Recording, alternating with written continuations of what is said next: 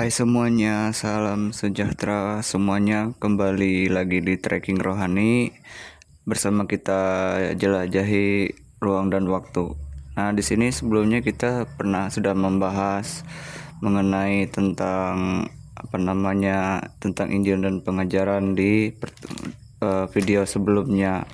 Nah, mungkin teman-teman bisa melihat kembali apa itu mengenai ajaran Yesus sendiri sebelum kita membahas ke video yang selanjutnya pada sesi kali ini, di part kedua ini. Nah, teman-teman bisa memahami bahwa tentang Injil dan pengajaran Yesus itu sendiri sebagian besar tidak jauh dari Yudaisme atau tradisi Yahudi atau hukum-hukum Taurat atau hukum-hukum Yahudi atau pengajaran para nabi, dan juga beberapa kesastraan Ibrani kayak gitu. Nah, kali ini kita akan membahas apa yang ingin kita bahas di sesi kita hari ini, yaitu tentang eskatologi Yesus Kristus yang berkenaan tentang masa depan dan dunia baru. Artinya mengenai zaman yang akan datang kayak gitu, menurut atau berdasarkan ajaran atau penyampaian dari Yesus Kristus sendiri, apa sih yang akan terjadi di masa depan atau bagaimana setelah kesudahan dunia ini. Eskatologi itu sendiri itu berkenaan tentang pengajaran yang berhubungan tentang akhir zaman atau ilmu pengetahuan dan keyakinan pada akhir dunia ini, itu eskatologi, yaitu mengenai tentang kiamat sekaligus lahirnya zaman baru dalam iman kekristenan atau hidup yang kekal gitu. Nah, setelah akhir zaman tadi ada hidup yang kekal sebagai bagian dari kehidupan setelah semua hal di dunia ini berakhir kayak gitu. Itu namanya eskatologi atau ilmu pengetahuan dan keyakinan yang berhubungan dengan akhir dunia kayak gitu. Nah, atau kiamat mungkin bahasa sederhananya, tapi di sini kita pahami secara dasar dulu seperti bagaimana sih pemahaman tentang akhir dunia ini kayak gitu. Nah, tahapannya itu kayak gitu. Nah, Yesus sendiri pernah mengatakan bahwa sebelum atau di zaman menjelang kedatangannya yang kedua kali. Nah, di era zaman dulu ketika ia menyampaikan ini, dia pernah ada di dunia ini. Kedatangan yang pertama itu adalah kedatangannya yang pertama. Nah, ada nanti kedatangannya yang kedua kali setelah ia naik ke sorga. Nah, seperti yang kita tahu sekarang, Yesus Kristus ada di tempat di mana kita semua sebagai manusia tidak bisa sampai ke sana, yaitu di kerajaan sorga atau di tempat yang secara rohani kayak gitu. Nah, dijelaskannya itu sulit kayak gitu, di tempat di mana hanya Allah yang ada di sana kayak gitu. Nah, Yesus Kristus mengatakan bahwa menjelang kedatangannya itu ada peristiwa kayak gitu, peristiwa yang menyertai sebelum kedatangannya itu, yaitu seperti pada zamannya Nuh. Nuh ini siapa? Itu nabi yang membangun bahtera kayak gitu. Kemudian sama seperti zamannya Abraham, yang dalam hal ini ada salah satu saudara atau keponakannya yang bernama Lot yang tinggal di Sodom kayak gitu. Nah, di antara Sodom dan Gomora kayak gitu. Itu seperti itulah zaman menjelang kedatangan Yesus Kristus yang kedua kalinya kayak gitu. Nah, itu secara sederhana, tidak perlu kita panjang lebar karena di sini secara singkat dijelaskan kayak gitu. Nah, pada intinya kedatangan Kristus itu sama seperti gambar berikut ini, itu menuju penghakiman kayak gitu. Apa sih yang tanda-tanda yang menyertai itu atau tahapan dari proses terjadinya akhir dunia atau akhir kehidupan manusia di bumi ini? Yang pertama itu adalah penyesatan atau ajaran sesat, yang dalam hal ini ajaran palsu kayak gitu. Nah, maksudnya adalah ajaran atau ilmu atau pemahaman yang bertentangan dengan nilai kebenaran Injil, ya gitu, yang bertentangan dengan nilai kekristenan kayak gitu. Nah, yang diyakini oleh orang-orang percaya atau gereja. Itu tanda pertama. Nah, tanda yang kedua adalah perang dan konflik, perang atau konflik. Nah, perang atau konflik ini adalah perpecahan atau perselisihan antara umat manusia untuk mempertahankan kepentingan atau tujuan tertentu. Nah, itu adalah salah satu tanda kedua menjelang kedatangan Kristus. Seperti yang kita lihat di era zaman sekarang ini, kondisi sosial dan ekonomi itu saling memberi efek domino kayak gitu. Nah, saling bertabrakan, saling bergesekan satu dengan yang lain. Itu ada salah satu tanda bahwa kita manusia tidak ada satupun yang benar-benar bisa mewujudkan damai sejahtera kayak gitu. Nah, sebagai manusia yang penuh dengan kekurangan kayak gitu. Artinya gimana? Sama seperti damai tanpa kesejahteraan itu hanyalah kesia-siaan, hanyalah ketidaksempurnaan. Begitupun kesejahteraan tanpa kedamaian kayak gitu. Nah, itu dalam bahasa Ibrani disebut shalom. Jadi shalom itu tidak ada artinya kalau tanpa ada kelengkapan antara kesejahteraan dan perdamaian. Harus sempurna, tidak boleh kurang satu apapun. Kalau kesejahteraan lebih besar daripada perdamaian, maka yang muncul adalah kehancuran dari dalam. Nah, jika perdamaian lebih besar daripada kesejahteraan, maka kehancuran akan 2 kali lipat lebih berbahaya, baik di luar maupun di dalam kayak gitu. Artinya di dalam suatu kawasan, suatu wilayah yang bisa secara masif ataupun secara global kayak gitu, itu adalah pemicu adanya perang dan konflik. Itu tanda yang kedua dari kedatangan Yesus yang kedua kali. Yang ketiga adalah perubahan dunia atau perubahan bumi dan lingkungan berkenaan tentang bencana alam dan juga sosial. Ini adalah kesambungan dari yang penjelasan pertama tadi. Nah, sama seperti yang pernah kita pelajari di waktu sekolah, yang namanya ilmu geografi, itu bumi itu selalu dinamis. Bahkan baik kondisi alam maupun kondisi lingkungan atau kondisi sosial, selalu ada perubahan. Kita manusia ini berubah kayak gitu, dari kita kecil sampai kita menjadi tua kayak gitu. Itu harus kita akui. Bahkan kita ada batasnya hidup di dunia ini kayak gitu. Nah, itu adalah bencana alam dan sosial kayak gitu. Nah, itu adalah merupakan perubahan bumi dan lingkungan. Misalnya krisis, misalnya gempa bumi kalau di dalam ajaran Yesus kayak gitu. Nah, itu adalah salah satu tanda yang akan menjelang kedatangannya sendiri di yang kedua kali kayak gitu. Nah, atau menuju penghakiman yang akan datang kayak gitu. Nah, itu yang ketiga. Yang keempat adalah murtad. Murtad ini sebenarnya sebelum adanya kekristenan, istilah murtad itu sudah ada. Nah, ketika bangsa Israel percaya kepada paganisme atau Helenisme di zaman nabi-nabi, itu disebut murtad oleh Allah. Kenapa? Karena pada waktu itu bangsa Israel menyembah satu menyembah Allah yang sesungguhnya, tapi di samping itu berzina, kalau dalam bahasa Allah, berzina dengan dewa-dewa lain atau berhala gitu. Nah, begitupun dengan kekristenan. Apa sih yang tidak mungkin dalam dunia kehidupan ini?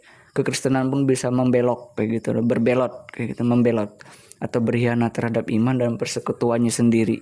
Jika Israel pun dapat terpecah, sangat mungkin bagi kekristenan bisa terjadi seperti itu. Bukan berarti sangat mungkin, tapi bisa terjadi kayak gitu. Nah, tergantung keinginan atau tujuan motivasi menjadi orang percaya atau orang Kristen. Itu adalah satu tanda yang keempat, adanya murtad atau kerusakan dari dalam hal gereja dan persekutuan agama atau keyakinan Kristen itu sendiri. Itu yang keempat. Yang kelima yaitu penyiksaan umat Allah. Dalam hal ini orang Kristen yang benar atau umat Allah yang percaya sungguh-sungguh kepada Yesus Kristus, yang dalam hal ini sebagai anak Allah yaitu sebagai Mesias kayak gitu. Nah, itu mengalami penderitaan atau penyiksaan di mana dunia tidak menerima adanya orang yang percaya kepada Yesus kayak gitu. Nah, mungkin orang bertanya, kok bisa kayak gitu, ada intoleransi. Nah, ya karena begini, karena hampir semua orang Kristen itu kayak ada perbedaan kayak gitu. Nah, dari semenjak Yesus Kristus ada pun orang Kristen atau orang percaya itu mengalami genosida atau persekusi kayak gitu. Nah, dan biasanya penyiksaan umat Allah ini oknumnya tidak jauh dari iblis itu sendiri, seperti penjelasan di video berikutnya, video sebelumnya maksudnya kayak gitu. Di video sebelumnya kan sudah dipaparkan, jika Yesus Kristus sendiri digoda atau dicobai oleh iblis, sangat mungkin bagi umatnya pun dia mengalami hal yang sama, di mana iblis pun bisa menggunakan orang lain kayak gitu, sama seperti Yesus Kristus sendiri ketika dia dicobai atau ketika ia dihianati oleh salah satu muridnya sendiri, yaitu Yudas Iskariot kayak gitu. Nah, jadi jangan berpikir bahwa penyiksaan itu bisa terjadi oleh orang yang tidak percaya artinya orang yang di luar kekristenan atau non Kristen saja, tapi orang Kristen itu sendiri pun bisa menyiksa temannya, sama seperti yang disebutkan di penjelasan sebelumnya kayak gitu. Nah, kayak gitu tergantung tujuan atau motivasi masuk Kristen. Kalau nanti masuk ke Kristenan namun keluar lagi, nah itu adalah salah satu tanda seperti Yudas Iskariot kayak gitu. Nah, bisa menjual menjual teman atau menjual saudara seiman kayak gitu. Nah, itu namanya penyiksaan umat Allah, artinya tidak jauh dari peristiwa atau tahapan sebelumnya, yaitu murtad tadi. Nah, setelah umat Allah mengalami penyiksaan, yaitu orang-orang Kristen yang percaya tadi disiksa atau mendapat pembatasan sosial di dunia yang era menjelang kedatangan Yesus itu, kemudian muncul lagi tanda yang ke-6 kayak gitu. Nah, yaitu nabi palsu dan mesias palsu, atau dalam hal ini Tritunggal kekejian, Tritunggal cacat kayak gitu. Artinya ada pribadi lain atau ada hakikat lain yang mencoba menyamakan diri dengan Allah Tritunggal kayak gitu. Nah, atau Allah Trinitas atau satu hakikat Allah kayak gitu. Nah, yang akan menyamakan diri dengan maksudnya yang ada oknum gitu yang akan menyamakan diri dengan Tritunggal Maha Kudus kayak gitu, atau Allah, satu hakikat Allah. Yang dalam hal ini ada nabi palsu dan mesias palsu. Secara eskatologis mereka disebut sebagai antikristus atau antikristen kayak gitu. Nah, pokoknya nabi palsu dan mesias palsu ini membenci baik orang Kristen bahkan Kristus itu sendiri.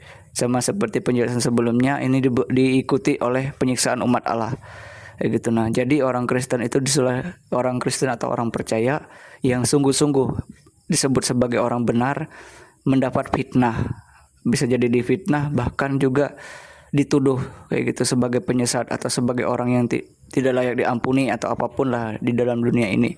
Sehingga dalam hal ini kekristenan itu mendapat perlakuan yang tidak adil kayak gitu dalam zaman akhir zaman eskatologis tuh. Jadi antikristus dan juga semua orang yang percaya kepada antikristus itu nanti itu akan menyiksa. Jadi ada dua kubu di akhir zaman tuh. Orang yang percaya kepada Kristus dan orang-orang yang tidak percaya atau keluar dari kekristenan kayak gitu. Nah, yang bersatu menggabungkan diri melawan orang-orang yang benar, orang-orang yang dipilih Allah kayak gitu. Nah, yang sudah dimeteraikan Allah.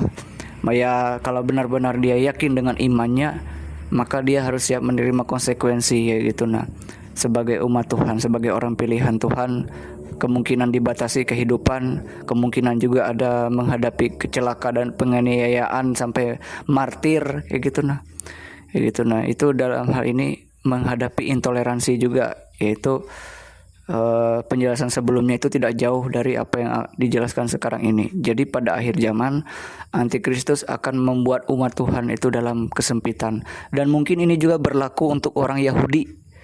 Kenapa orang Yahudi juga bisa kena? Karena orang Yahudi adalah orang yang sebelumnya memegang hukum Allah.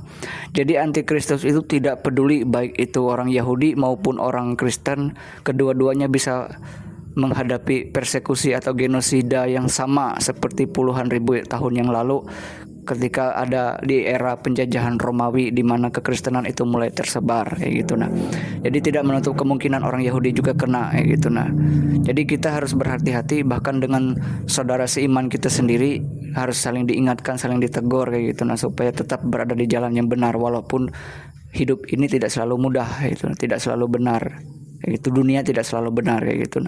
Kadang orang-orang punya niat yang tidak semestinya untuk mengikuti kekristenan. Kalau memang tidak mendapat apa yang mereka inginkan, mereka keluar kayak gitu. Atau mungkin menghujat Allah pada akhir zaman. Itulah satu tanda tentang munculnya nabi palsu dan mesias palsu yang tidak sedikit. Memang Tritunggal najis atau Tritunggal keji memang munculnya 1 atau 3 orang nanti yang akan memimpin mereka. Tapi pada intinya antikristus itu jumlahnya akan sangat banyak, semakin bertambah dan semakin kayak gitu. Mereka di bawah kendali si jahat atau iblis dalam hal ini, atau si pendakwah dalam bahasa kekristenan kayak gitu. Namun perlu kita pahami, orang yang percaya kepada Kristus atau orang yang benar tidak akan kehilangan bagiannya dari kerajaan Allah kayak gitu. Kalau mereka setia sampai akhir kayak gitu, tidak menjual imannya kayak gitu, tidak berkompromi, maka saya percaya bahwa orang percaya atau orang Kristen tetap mendapat bagian dalam kebenaran Allah kayak gitu. Yang dijamin melalui Roh Kudus atau Roh Allah sendiri. Dan bisa jadi orang Yahudi juga turut kembali percaya kepada pemberitaan Injil kayak gitu. Injil kembali ke tempatnya semula, yaitu Yerusalem. Kayak gitu. Itulah salah satu tanda apabila orang Israel menderita dan mereka bertanya, di manakah Allah?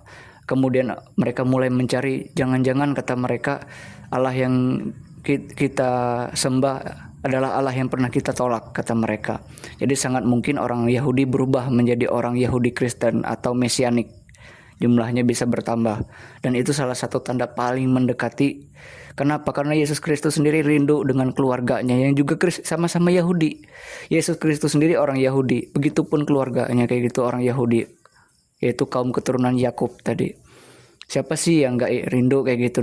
Itulah salah satu tanda di mana ia mungkin akan menghakimi keluarganya sendiri, tapi di satu sisi dia juga akan mengasihi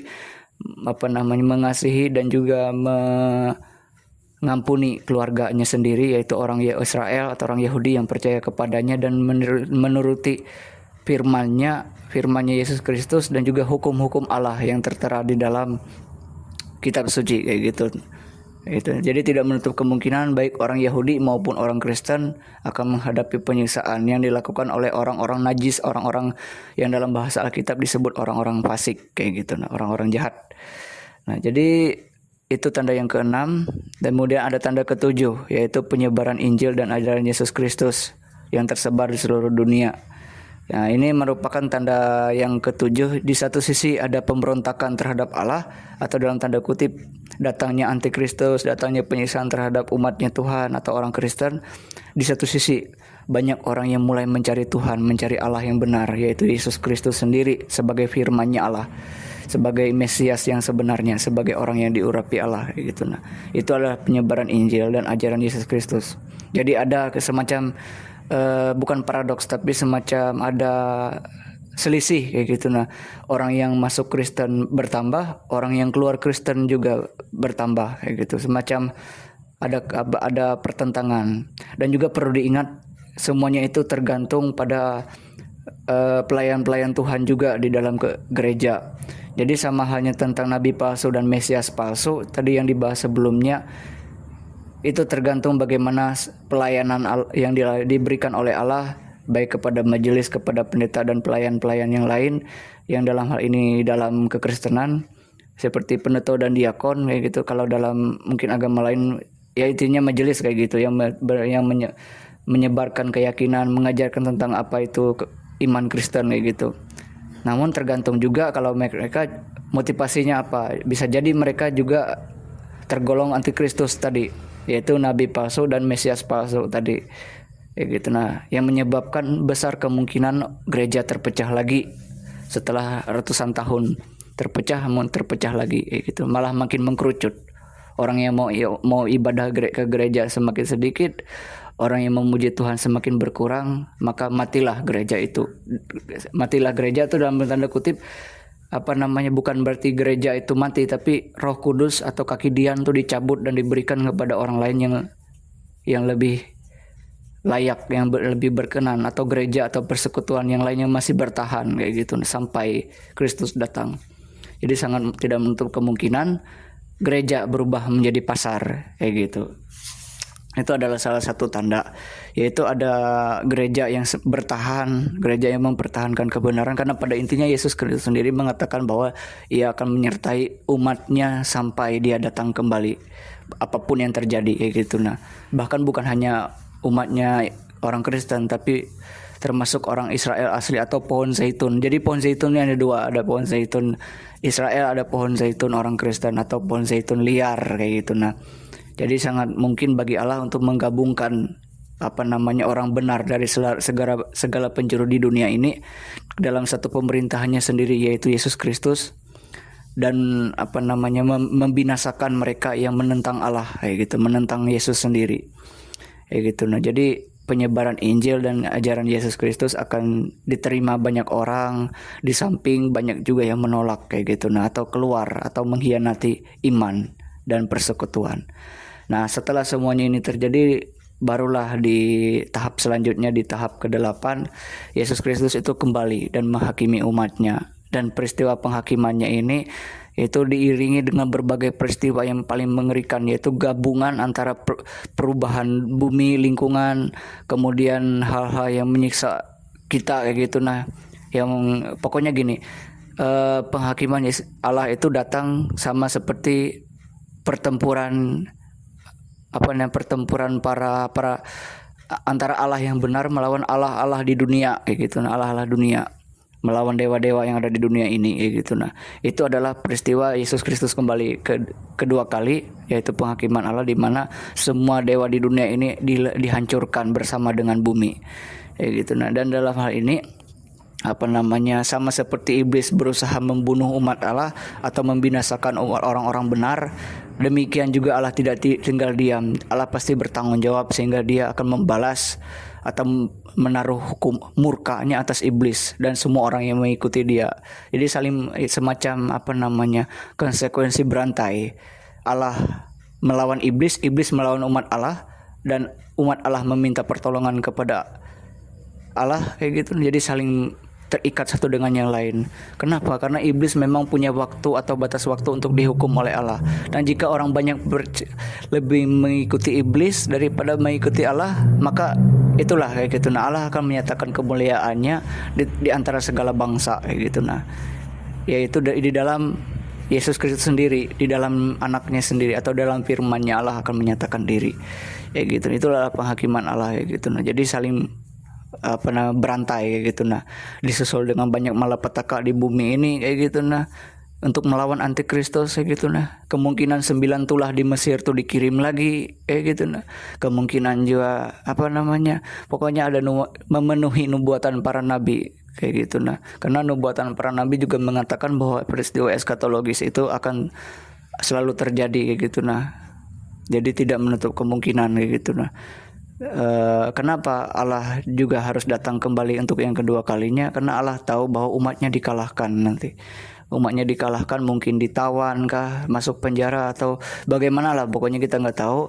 Atau dibatasi kehidupannya seperti Soekarno dalam Presiden ke-6 sampai nggak bisa keluar negeri dan sebagainya, seperti Bung Hatta kayak gitu, cuma bisa baca buku kayak gitu, bahkan mungkin masuk penjara. Pokoknya yang ditawan, yang dibunuh oleh pedang, yang mati kelaparan, mati kekeringan kayak gitu. Nah, itulah nasib umat Tuhan kayak gitu di dalam peristiwa eskatologis. Jadi jangan khawatir, kita yang benar akan dilindungi Tuhan. Ada tanda Roh Kudus yang akan tinggal di dalam diri kita sampai Kristus kembali kayak gitu. Nah, kenapa orang yang terpilih, orang-orang yang dipilih Tuhan tuh memang sudah ditentukan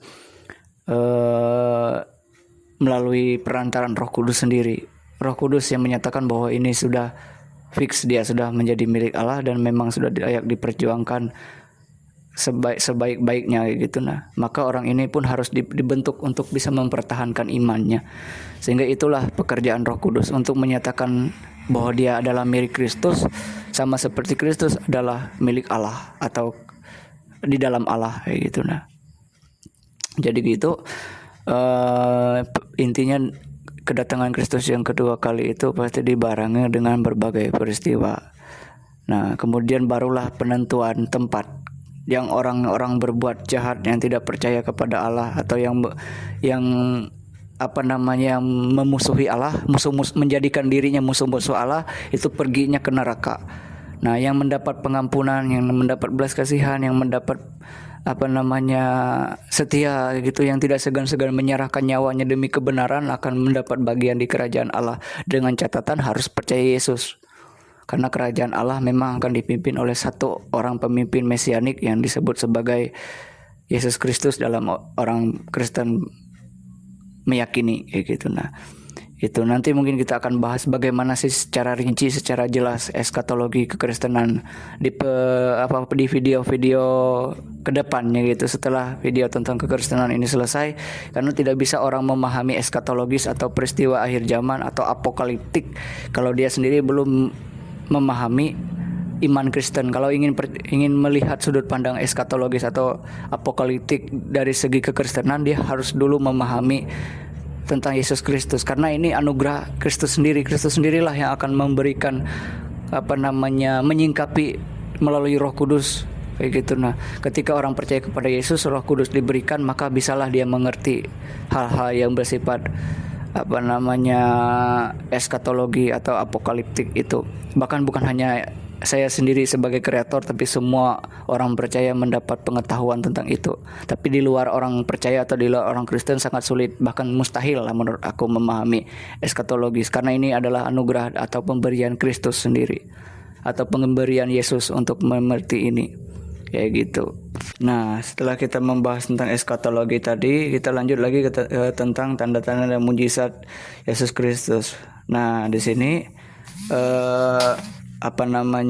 berkenaan tentang tanda-tanda atau mujizat Yesus di sini, apa yang dia lakukan waktu dia masih ada di bumi, di kedatangannya yang pertama ini, itu adalah mengenai pemenuhan dari semua ketentuan yang ada di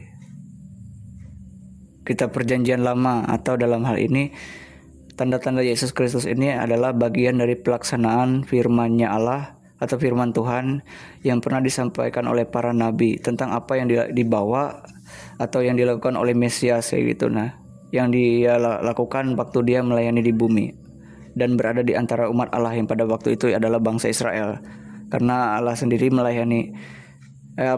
Allah dalam Yesus Kristus melayani umat Israel pada saat itu dengan harapan bangsa Israel bisa menjadi gereja pertama atau gereja perdana yang bisa mewakili Allah di seluruh dunia. Tapi pada kenyataannya, karena Yesus Kristus kemudian ditolak, maka imamat tersebut harus dibagi dua, sama seperti Salomo yang ketika kerajaannya kalau aku lupa kenapa sih Salomo tuh bisa kerajaannya jadi terpecah menjadi dua. Nah, kayak gitulah, karena imamat pun menjadi terbagi dua. Satu imamat yang juga dipegang oleh orang Yahudi saat ini, yaitu tentang tradisi mereka sebagai umat pilihan Allah yang sebenarnya, yaitu sebagai umat pilihan Allah yang murni secara fisik, yaitu keturunan Yakub kayak gitu. Nah, sampai sekarang, atau Israel modern kalau sekarang. Nah, satu lagi imamat yang dipegang oleh kekristenan, yaitu mereka yang percaya kepada Yesus kayak gitu. Nah, tanda-tanda dan mujizatnya ini juga merupakan hal yang paling menarik kayak gitu. Nah, jadi dalam hal ini saya paling tertarik ketika Yesus sendiri mengatakan bahwa dalam hal menyembuhkan itu imanmu telah menyelamatkan engkau. Dan juga ada satu hal lagi yang dia ungkapkan, bahwa engkau telah sembuh misalnya, tapi jangan juga berbuat dosa lagi kayak gitu. Nah, supaya pada kamu jangan terjadi yang lebih buruk. Itu tertera dalam kitab Lukas pasal 8 ayatnya yang ke-40 sampai ke-58. Pokoknya adalah ayatnya di sini, ada di dalam sini kayak gitu. Nah, bisa dibaca sendirilah kayak gitu. Pokoknya dari kitab Lukas dan kitab Yohanes mencantumkan perkataan Yesus tadi gitu. Jadi imanmu telah menyelamatkan engkau, katanya. Ini kata-kata yang paling menarik kayak gitu. Nah, dan engkau telah sembuh, dia bilang. Tapi katanya ini maksudnya jangan berbuat dosa lagi lah, katanya, supaya kamu jangan lagi yang lebih buruk terjadi kayak gitu. Jadi itu yang ada di dalam ajaran atau yang dicatat oleh para rasul, apa yang dilakukan oleh Yesus yang menggenapi nubuatan para nabi kayak gitu. Nah, dan juga mengapa sih tanda-tanda Yesus ini juga menjadi pertentangan? Nanti kita bahas tentang pertentangan itu, tapi kita bahas dulu mengapa kan tanda-tanda Yesus ini juga menjadi sesuatu hal yang menjadi tanda tanya atau kekaguman orang pada waktu itu. Karena begini, Yesus Kristus sendiri memang menyembuhkan orang, tapi dia juga ada membangkitkan orang mati kayak gitu. Nah, membangkitkan orang yang telah meninggal yang hanya dapat dilakukan oleh Allah sendiri. Tidak bisa manusia membangkitkan. Memang ada para nabi melakukan itu, tapi itu perbuatan Allah di perjanjian lama. Tapi ini adalah Yesus Kristus sendiri yang melakukan. Hanya dengan berkata bahwa imanmu telah menyelamatkan engkau, misalnya ketika menyembuhkan, atau berkata kepada orang yang ketika dibangkitkan itu dia disebut tidur kayak gitu. Nah, kata Yesus. Nah, itu membuktikan bahwa dia ada kuasa antara hidup dan kematian kayak gitu. Nah jadi kenapa orang banyak heran dan mungkin bertanya-tanya dengan kuasa apa yang dia melakukan itu? Karena pada waktu itu kan sangat tidak seperti perkembangan medis atau kedokteran saat ini kayak gitu. Nah, sehingga orang bisa bergantung kepada orang-orang yang memiliki kemampuan di bidang penyembuhan. Nah, pada waktu itu kenapa orang heran? Yang pertama, sebelum Yesus sendiri memang ada orang yang bisa menyembuhkan, misal kayak gitu, melalui para nabi seperti yang disebutkan tadi. Kemudian tabib ini apa? Ini dokter kuno, aduh ya, karena saya ini sambil ngantuk jadi agak teblibet kayak gini. Jadi pada waktu itu orang bisa mencari kesembuhan itu melalui para nabi, tabib atau dokter tradisional kayak gitu. Nah, kemudian ada lagi satu, yaitu lewat penyihir kayak gitu, lewat penyihir atau dukun kalau dalam istilah Indonesia, atau lewat metode okultisme dengan memanggil para arwah, para hal-hal gaib, pokoknya sesuatu yang mungkin agak sedikit sedikit trigger kalau kita bahasa kita sekarang tuh, menggunakan cara sihir tuh. Nah, yang memang jelas dilarang oleh hukum Taurat orang Yahudi pada waktu itu, yang membuat orang bertanya, ini kuasanya dari mana, kata mereka. Dia bisa menyembuhkan orang buta, membuat orang lumpuh berjalan kayak gitu. Karena orang pada waktu itu juga tahu bahwa sebelum Yesus pun, bahkan di zaman Yesus juga atau setelah Yesus naik ke sorga di era zaman para rasul pun ada yang mempunyai kuasa tersebut kayak gitu. Jadi orang tuh kadang waspada kayak gitu, ini dari mana kayak gitu. Nah, ya gitu. Dan juga tujuan Yesus sendiri untuk menyembuhkan ini ya untuk menunjukkan betapa kita itu penuh dengan kekurangan, kelemahan, dan ketidaksempurnaan kayak gitu. Nah, sehingga hanya kembali kepada Allah melalui Yesus sendiri kita bisa pulih dengan benar. Ingat, kita bisa pulih dengan benar itu adalah melalui Allah sendiri, bukan dengan cara lain kayak gitu. Nah, kenapa? Kalau misalnya kita disembuhkan nih, nah seandainya kita sembuh, apa sih yang ingin kita lakukan kalau kita sembuh? Kalau memang tidak tahu apa yang kita lakukan setelah itu, bisa lagi kambuh penyakit kan kayak gitu. Jadi Tuhan Yesus tuh menyembuhkan seseorang tuh dengan harapan dia harus ada tujuan setelah dia sembuh tuh, supaya yang dikatakannya tadi, supaya jangan padamu terjadi yang lebih buruk. Begitu. Supaya kamu jangan berbuat dosa lagi. Setelah sembuh ya lakukan hal lain yang sebagai tanda terima kasih kamu atas perbuatannya kayak gitu. Nah, jangan setelah sembuh lalu berbuat jahat lagi. Memang manusia tuh kalau sudah kaya, sudah apa yang dia mau dapat, dia lupa membabi buta sampai kayak gitu. Nah, tapi pas sudah sakit lagi cari Tuhan lagi kayak gitu. Nah, tapi bisa jadi lebih buruk penyakit kayak gitu. Nah, kayak gitu. Jadi alangkah lebih baik itu kalau sudah sembuh dipulihkan, bersungguh-sungguh lah kayak gitu, bekerja dengan benar, melayani dengan benar kayak gitu. Nah, karena bagi tradisi orang Yahudi, bekerja, beribadah, dan juga melayani masyarakat itu adalah ibadah kalau bagi orang Yahudi kayak gitu. Bagi kekristenan juga seperti itu kayak gitu. Jadi semua aspek kehidupan itu bagi tradisi Yahudi dan juga kekristenan itu ibadah kayak gitu. Nah, semuanya kayak gitu, melayani, bekerja, atau juga aktivitas di dunia masyarakat kayak gitu. Dan juga kita harus waspada dalam hal kesembuhan, karena di era zaman sekarang yang banyak sekali hamba-hamba Tuhan atau mungkin gembala-gembala dalam gereja itu bisa melakukan penyembuhan, tapi kita harus tahu ini dari mana kuasanya gitu. Nah, karena Roh Kudus melakukan tanda melalui semua pengikut Kristus setelah Yesus naik memang orang percaya diberi kuasa untuk melakukan hal yang sama seperti yang Yesus lakukan.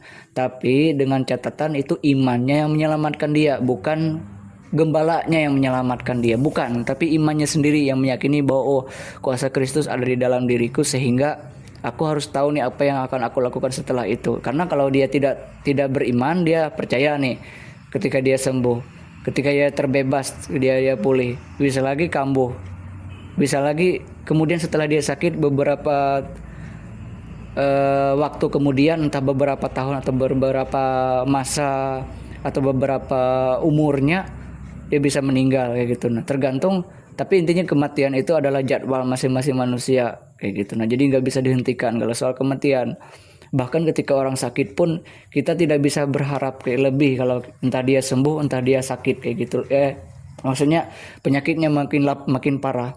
Semua bergantung kepada kehendak Allah. Kalau memang dia mati atau pergi kepada Allah atau kembali kepada Allah itu dengan cara yang lewat sakit, lewat celaka, itu ya kita nggak bisa berbuat apa-apa kalau memang terencana Tuhan seperti itu kayak gitu. Nah, kalau kita terus menyalahkan situasi, menyalahkan Allah, kita malah bisa sakit kayak gitu. Nah, bisa kita drop lagi kayak gitu. Jadi tolong terima kenyataan kayak gitu. Kita mungkin bisa berdoa meminta pertolongan Tuhan supaya kita yang dipulihkan, atau kalau memang Tuhan punya rencana atas orang yang sakit atau orang yang meninggal, itu bisa saja Tuhan memberi apa kayak gitu. Karena setiap orang tuh ada masanya, setiap orang itu ada waktunya kayak gitu. Nah, setiap orang ada masanya, setiap masa ada orangnya kayak gitu. Nah, untuk melakukan hal itu, jadi tolonglah kita harus waspada, karena iblis atau roh kegelapan juga dapat meniru atau mengcopy, menyalin kekuatan, atau bukan menyalin, lebih tepatnya mengcopy atau meniru kemampuan Yesus untuk menyembuhkan. Tapi iblis tidak bisa membangkitkan orang mati, karena iblis pun kalah melawan Yesus di dunia orang mati. Karena Yesus Kristus sendiri dalam keyakinan Kristen itu bangkit. Nanti kita akan bahas. Kenapa iblis bisa meniru? Karena untuk mencari simpatisan kayak gitu. Nah, misalnya lewat gembala, lewat hamba-hamba Tuhan, atau mungkin lewat institusi agama yang lain gitu.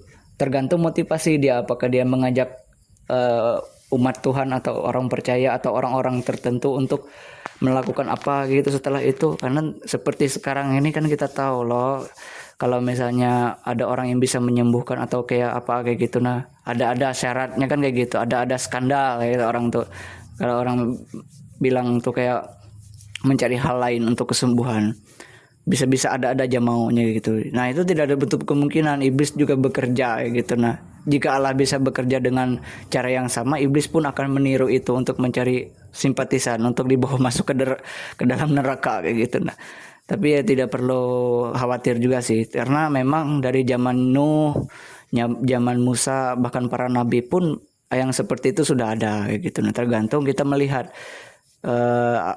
apa tujuan dan motivasi penyembuhan, dan tergantung alasan yang disembuhkan juga. Karena kita nggak maksa, kalau dia memang mau cari kesembuhan dari penyihir kan nggak bisa kita paksa kayak gitu. Tapi kita harus lihat konsekuensinya, apa akibatnya ke depannya. Apakah mungkin salah satu keluarganya ada yang jadi tumbal, atau dia mungkin jatuh sakit, yang disembuhkan itu mungkin sembuh dia tapi setelah itu sakit, atau mungkin dia kaya setelah itu sakit. Kan tergantung yang namanya dunia nih kayak gitu. Nah, banyak jalan menuju Roma, maksud kata orang, banyak cara untuk bisa sembuh tuh, tergantung ya gitu motivasi. Tapi kalau kita berserah kepada Tuhan, walaupun kesembuhan ataupun bagaimana yang kita terima, kita tetap tetap tidak kecewa kepada Tuhan, walaupun yang kita terima atau yang kita alami itu tidak sesuai dengan apa yang kita mau kayak gitu. Nah, kita bisa tabah, bisa kuat, bisa bertekun. Kalau kita misalnya gini, kita sembuh, berarti Tuhan punya rencana yang lebih baik kayak gitu. Dia ikut bekerja bersama-sama dengan kita. Jangan kita kerja sendiri, tapi bekerja bersama Allah itu lebih baik daripada kita bekerja untuk Dia tapi dengan cara kita sendiri. Alangkah lebih baik ketika kita bekerjalah bersama-sama dengan Tuhan kayak gitu. Nah, gitu. Aku kadang tidak setuju dengan kata-kata orang libatkan Tuhan. Jadi seakan-akan Tuhan tuh lebih kecil daripada manusia. Tapi alangkah lebih baik kita berkata bekerjalah bersama Tuhan, atau tolong supaya Tuhan intervensi dalam hidup. Itu lebih baik kayak gitu. Nah, itulah pemahaman mengenai tentang tanda-tanda dan mujizat Yesus dalam kehidupannya selain dia mengajar kayak gitu. Nah, gitu. Nah, kemudian lagi mengenai tentang pertentangan mengenai Yesus sendiri di sini. Nah, di sini kan Yesus sendiri kan tadi seperti yang disebutkan tadi itu banyak membuat orang heran kayak gitu, bertanya-tanya kayak gitu. Nah, pertentangan mengenai Yesus ini itu terjadi antara para pemimpin agama dan tua-tua Yahudi pada saat itu, yang sebagian dari mereka itu berpandangan dan bertentangan kayak gitu dengan Yesus mengenai ajaran dan juga kemampuan dan kuasanya kayak gitu. Nah, itu yang terjadi di zaman di dalam kisah ini kayak gitu. Nah, mengapa Yesus juga selain dia juga dipercaya oleh sebagian orang Israel, jadi tidak semua orang Israel itu benci dengan Yesus atau menolak dia. Makanya saya bilang tadi, orang yang percaya Yesus itu disebut sebagai mesianik atau orang Kristen Yahudi kalau di era sekarang, orang Kristen Yahudi. Nah, biasanya jumlah mereka itu minoritas, baik itu di Israel atau di seluruh penjuru dunia gitu, orang Kristen Yahudi itu, atau orang Kristen atau orang Israel yang percaya kepada Yesus kayak gitu. Nah, para pemimpin agama dan tetua Yahudi ini atau para tua-tua Yahudi itu menentang dia karena ajarannya dia kayak gitu. Karena Yesus ini disebut sebagai rabi atau pengajar Yahudi yang sering datang ke sinagoga atau ke bait suci pada waktu itu, bait suci kedua yang dibuat oleh Raja Kores itu, dan juga diperbaharui oleh Raja Herodes. Nah, di situ Yesus sering mengajar gitu. Nah, namun mereka tidak percaya Yesus tuh karena dia orang lain menganggap bahwa dia itu semacam karena dia itu anak tukang kayu, orang kelas bawah kayak gitu. Nah, orang kelas bawah atau dalam seperti kita nih, orang-orang yang yang bukan yang kurang mampu, tapi intinya ya tidak terlalu menarik kayak gitu. Nah, orang yang biasa-biasa ya, makan di bawah lah, kayak di bawah orang biasa, orang kelas bawah misalnya kayak bagaimana sih gaji orang tukang tuh. Nah, jadi lebih rendah mungkin daripada orang yang kerja sebagai penagih pajak kayak gitu. Nah, karena pada waktu itu kan ada banyak pemungut cukai gitu. Nah, lebih tinggi gaji pemungut cukai daripada gaji Yesus sebagai tukang kayu atau sebagai pekerja tukang kayu, buruh kalau bilang orang zaman sekarang tuh. Nah, kalau juga Yesus tuh pernah mengatakan hal yang menarik kayak gitu. Misalnya dia bilang bahwa mengapa kamu pun juga melanggar perintah Allah demi adat istiadat nenek moyang kamu. Dia bilang ke orang Israel begitu, kepada orang pemimpin agama. Dia bertanya begitu, kenapa kamu juga melakukan pelanggaran kayak gitu. Nah, demi adat istiadat nenek moyang kalian juga sama, maksudnya dia bilang, seakan-akan dia bilang kalian juga sama berdosanya, jangan menyalahkan orang lain juga seolah-olah kalian benar katanya. Itu seperti yang dia katakan juga bahwa bukankah Musa yang telah memberikan kamu hukum Taurat katanya, namun tidak seorang pun dari kamu melakukan hukum Taurat itu, kata Yesus. Artinya Yesus tahu orang Yahudi pun pada waktu itu yang dia ajar nih ada yang tidak percaya, atau kayak gimana lah, motivasi mereka itu bertentangan dengan Yesus kayak gitu. Ajaran mereka atau prinsip mereka saling bergesekan kayak gitu. Nah, ajaran Yesus tentang Yudaisme begini, kemudian ajaran mereka tentang Yudaisme begini. Cara mereka menafsirkan itu berbeda antara cara Yesus menerapkan atau mengajar hukum-hukum atau keyakinan Yudaisme itu sendiri. Di samping dia menyatakan diri kayak gitu sebagai Mesias, sebagai Raja Israel yang ditunggu-tunggu oleh orang Israel atau yang dinubuatkan para nabi kayak gitu. Nah, hukum Taurat itu sendiri seperti yang kita pahami sebagai hukum Allah itu disebut Torah, yang berisi hukum dan ketetapan Allah yang terdiri dari 613 perintah atau mispot dalam bahasa Ibrani kayak gitu. Dan pada kenyataannya tidak ada satupun dari kita yang dapat membuktikan Yesus Kristus itu bersalah atau berdosa kayak gitu, atau bercela. Tapi selalu ada tuduhan mengenai dia seperti itu, seakan-akan dia kerasukan setan lah, orang gila lah kayak gitu kan. Banyak di dalam kitab tuh dia disebut seperti orang kurang waras kayak gitu, padahal nggak seperti itu sebenarnya, karena ini mengenai dia sendiri yang mempunyai klaim atas itu kayak gitu. Cuma ya bagi orang, ya siapa sih yang nggak merasa resah kayak gitu, bagi orang umum, orang normal merasa resah kalau ada orang yang timbul-timbul mengklaim jadi Allah, jadi Tuhan. Siapa sih nggak resah di zaman kayak gitu. Dan kalau zaman sekarang pun seandainya ya gitu, mungkin ada yang seperti orang Yahudi ini menganggap Yesus tuh orang gila kan kayak gitu, bisa. Karena orang yang namanya yang seperti disebutkan tadi, orang yang yang mampu membuat hal yang sama seperti Yesus, menyembuhkan orang atau membuat tanda-tanda atau keajaiban juga ada gitu. Jadi orang tuh hati-hati gitu, karena Musa pun mengingatkan orang Israel tentang hati-hati kalian nanti ketika aku udah nggak ada, kata Nabi Musa. Karena hukum Taurat tuh diberikan kepada orang Israel untuk menjaga bangsa Israel dari penyesatan dan murtad kayak gitu. Tapi pada kenyataannya ya Allah sendiri sudah tahu dari, kalau nggak salah di dalam ujung kitab Taurat terakhir tuh, kalau nggak salah kitab Ulangan, Allah tuh sudah tahu bahwa bangsa Israel ini pasti berzina kayak gitu, pasti meninggalkan aku, kata Allah kayak gitu. Nah, pasti beribadah ke orang lain, kemudian mencari pertolongan ke tempat yang lain, bukan ke aku ditinggal sendiri, kata Allah kayak gitu. Nah, kayak gitu. Makanya bahasa Allah dalam menyebut kelakuan bangsa Israel ini berzina. Kenapa? Karena Allah sendiri secara sah menyebut dirinya sebagai suami yang setia, sebagai Allah yang benar, Tuhan yang maha kuasa, bukan dewa-dewa, bukan patung-patung kayak gitu. Nah, itu yang membuat Yesus bilang bahwa tidak ada satupun dari kalian yang melakukan hukum Taurat. Kalian sama aja kayak orang lain, katanya.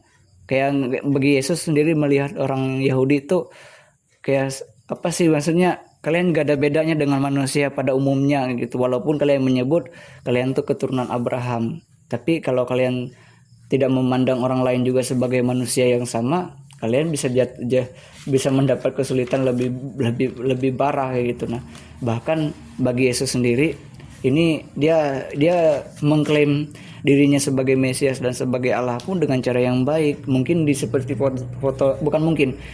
foto di dalam ini, dia mengusir orang-orang dari bait suci. Pada waktu bait suci ada orang berjualan atau dalam hal ini berdagang di bait suci itu, dia mengusir orang di situ kan tindakannya memang wajar. Karena apa? Karena bait suci kan tempat yang kudus, tidak boleh ada kotoran hewan, tidak boleh ada sampah dan sebagainya. Tapi orang-orang pada waktu itu mencari keuntungan supaya bisa beli hewan, beli burung merpati, beli apa kayak gitunya. Jadi berdaganglah di rumah Tuhan, mencari keuntungan selagi orang memberi persembahan kan kayak gitu. Nah, intinya kayak gitulah yang membuat Yesus tuh marah, dan itu wajar. Tapi bagi orang Israel pada waktu itu, ini memutus rantai ekonomi kita, kata orang Yahudi pada waktu itu dengan perbuatan Yesus nih. Jadi orang tuh berpikir ini gila nih, kata orang. Tapi orang Israel suatu saat akan memahami ada orang atau ada jadi aku kadang berharap gini. Aku harap bangsa Israel itu waspadalah ke setiap waktu. Baik, maksudnya ini untuk orang Israel yang sekarang itu waspada kayak gitu. Baik itu terhadap keluarganya sendiri atau mungkin teman-teman sekutunya kayak gitu. Nah, siapa tahu berkhianat kayak itu. Maksudnya meninggalkan di waktu-waktu sulit, hanya cari keuntungan ya dari diri mereka sebagai orang Israel. Sama seperti Roma yang pada waktu tahun 70 Masehi itu menghancurkan bait suci, kan bisa lagi. Itu kan teman dekat Yahudi pada waktu itu. Kayak gitu. Nah, karena orang Yahudi takut Roma, jadi mereka terpaksa lah mereka berkompromi kayak gitu. Jadi hati-hatilah kayak gitu. Nah, jadi supaya tidak terjadi lagi kayak gitu. Nah, sudah kayak gitu. Nah, bahkan jika mereka berani menganggap Yesus orang gila kayak gitu, nah, padahal dia nggak ada membawa orang lain menyembah berhala, menyembah pagan atau Helenisme. Siapa tahu nanti setelah Yesus datang atau setelah Yesus sudah di sorga atau naik ke sorga, mereka antah berantah nggak tahu gimana gitu. Nah, bukan hanya orang Ibrani juga, orang Kristen juga bisa saja tersesat kayak gitu. Nah, karena Yesus belum datang. Kapan sih Yesus datang bagi orang Kristen? Ya, kami takut disesatkan kayak gitu. Seakan-akan ada rapture kata mereka, ada pengangkatan. Nah, jadi orang Yahudi Kristen jadi harus waspada dalam tanda kutip. Suatu hari mungkin ada orang atau oknum kayak gitu yang lebih gila lagi kayak gitu. Nah, dalam tanda kutip lebih parah daripada yang kadang yang dilakukan Yesus tuh benar, tapi di masa depan orang bisa memahaminya terbalik kayak gitu. Nah, jadi gini, orang Yahudi itu menolak Yesus karena memang hal-hal yang bersifat religius, bersifat hukum mereka gitu. Tapi di kemudian hari sebelum Yesus datang lagi, sebelum Mesias yang sebenarnya datang, akan muncul Mesias palsu misalnya, atau nabi palsu yang menyesatkan mereka seperti yang dinasihatkan Musa kayak gitu. Nah, bahwa jangan kalian kayak gitu, nah hati-hati lah kayak gitu nah terhadap nabi palsu kayak gitu, atau orang-orang yang menyesatkan kalian kayak gitu, kata Nabi Musa. Nah kayak gitu. Namun hal itu pun juga dinasehatkan Yesus juga kayak gitu. Jadi orang Yahudi harus bersiap sedia kayak gitu nah terhadap hal-hal yang mungkin menggegerkan masyarakat di komunitasnya sendiri kayak gitu. Nah, jadi jangan, harus waspada, bertanyalah kayak gitu, siapa nih kayak gitu, apa sih maksud orang ini, misalnya ada orang-orang baru misalnya, atau orang asing lah, orang imigran. Walaupun dalam hukum Yahudi, kita harus, hukum Yahudi kan memperlakukan semua orang tuh harus sama, baik Yahudi maupun orang asing kayak gitu. Tapi juga harus hati-hati, jangan sampai karena orang asing masuk, orang imigran masuk, lalu kita sebagai satu bangsa tuh berubah. Kasihan kayak gitu. Nah, bukan kasihan ke Allah, Allah sendiri tetap tidak berubah, kita yang manusia yang bisa celaka kayak gitu. Nah, jadi hati-hati, baik itu orang Ibrani sekarang, orang Israel sekarang, yaitu hati-hati dengan teman sendiri. Teman bisa pergi, bisa keluar, bisa meninggalkan kita, karena gak bisa kita bermanja-manjaan. Siapa sih teman, kan bukan saudara kayak gitu. Karena sekarang tuh orang Israel yang sekarang kan berperang dengan sepupunya sendiri, tetangga, keponakannya sendiri, ya orang-orang Semit sendiri yang dilawan mereka kayak gitu. Nah, tapi mereka kompromi dengan negeri-negeri lain, misalnya dari Eropa, orang Inggris, tapi dengan tetangga sendiri dibunuh, di apa segala macam. Nah, itu hati-hati, jangan-jangan ada yang tidak beres nih. Jadi suatu hari seperti nubuatan dalam eskatologi tadi, ada yang disebutkan tadi, bisa ada perpecahan kayak gitu. Nah, dalam komunitas kita masing-masing gitu. Nah, komunitas baik itu negara kita sebagai satu bangsa gitu, atau dalam hal persekutuan dalam komunitas rohani gitu, atau komunitas keyakinan kita masing-masing. Jadi diperhatikan baik-baik, dijaga masing-masing dari kita gitu, supaya jangan menyimpang dari ajaran yang benar, seperti orang Yahudi yang tidak boleh sampai melanggar hukum Taurat yang berjumlah 613 perintah tadi. Saking banyaknya, satu saja hukum Taurat dilanggar tuh rasanya sudah, bagi Tuhan itu sudah salah.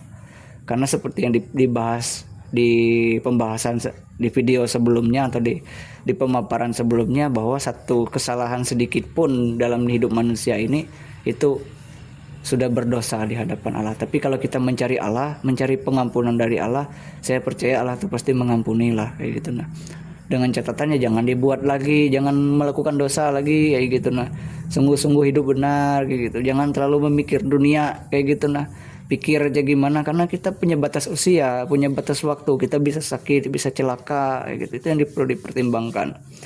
Nah, dunia tidak peduli karena kayak gitu tuh, karena mereka kalau sudah terbius oleh harta, oleh kekayaan, oleh kepentingan-kepentingan yang menguntungkan, jadi seakan sepupu, bahkan keponakan, bahkan keluarga sendiri pun bisa tergadai kayak gitu. Nah, jadi tolonglah, ini aku harap orang Yahudi saling menjaga teman saudaranya sendiri, supaya kemungkinan terjadi yang seperti disebutkan tadi, ya memang mereka pernah kompromi, dalam sejarah mereka pernah kompromi dengan orang Romawi, tapi pada akhirnya mereka sendiri harus mengalami konsekuensi kayak gitu. Nah, kayak gitu, sama seperti nasib penjual begitu, nasib pedagang kayak gitu. Nah, nasib penjual gitu juga nasib pembeli kayak gitu.